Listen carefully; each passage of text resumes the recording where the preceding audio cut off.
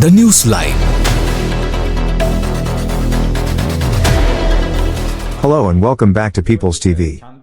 International media reports suggest that Iran's deadly game is resurfacing, with the Ayatollah regime moving to reboot its weapons-grade uranium enrichment program. Newly released satellite images confirm the development, showing construction of a fortified military site at Pickaxe Mountain, located just south of the Natanz nuclear facility, previously targeted by Israeli and U.S. strikes in June. The imagery indicates Iran is rebuilding its nuclear enrichment facilities with designs intended to withstand future attacks. It appears the regime carefully studied the outcome of earlier strikes and has since adjusted its engineering strategy to harden defenses against another assault. Although Tehran insists it does not intend to produce weapons-grade uranium, there is growing concern that Iran may resume enrichment activities under the guise of civilian energy production through its new nuclear plants. This comes amid warnings from Israel and the United States, both of which have made it clear they will not hesitate to launch fresh attacks should Iran revive its nuclear weapons capabilities. Adding to concerns, Iranian state media announced on Friday the 26th that Tehran and Moscow have signed a $25 billion agreement between the Iran Hormuz Company and Rosatom to build nuclear power plants in the Islamic Republic. The deal further deepens Iran's partnership with Russia, raising fresh alarms over the region's security landscape. Besides, Russia could step in if the program comes under threat, defending it on the grounds that these nuclear plants are tied to Russian interests.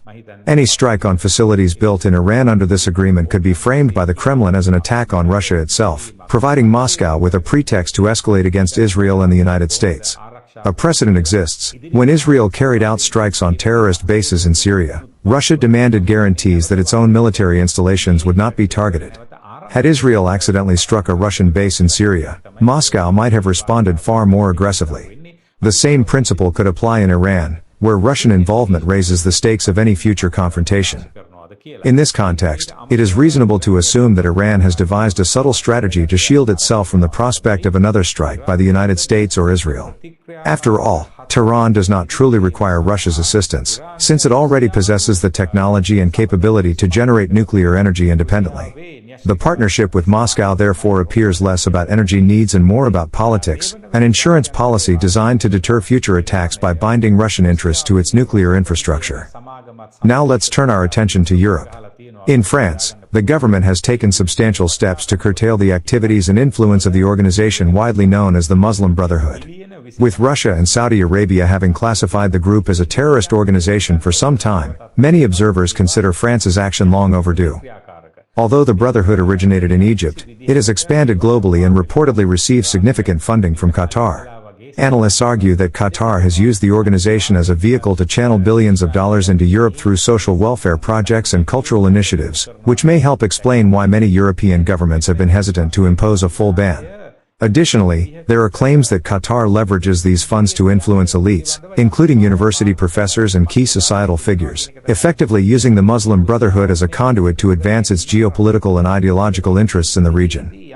Although many European governments appear to show some degree of tolerance or political favor toward groups like Hamas, Hezbollah, and other radical Islamist organizations, ordinary citizens do not necessarily share this stance.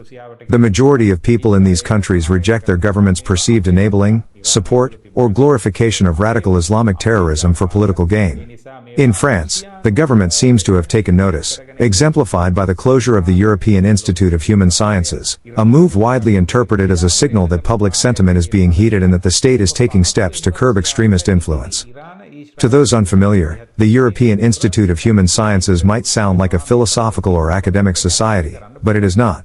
It is, in fact, an Islamist seminary known for promoting interpretations of jihad and Sharia, propagating hostility toward non-Muslims, and maintaining long-standing ties with the Muslim Brotherhood. We hope that other nations in the region will follow France's example. It is clear that some state leaders attempt to balance the demands of their constituents with the interests of these terrorist groups, only to find that the public cannot be deceived. Radical Islamist organizations openly encourage jihadism, propagate harmful ideologies in schools, and demand the implementation of Sharia law in broad daylight. While France's actions are just a beginning, the country has certainly taken a step in the right direction. Unfortunately, the situation is not uniform across Europe. For instance, Mo Kara of the rap group Niqab, who has openly expressed support for Hamas and Hezbollah and shown solidarity with Palestine, was on trial for displaying the Hezbollah flag during a concert.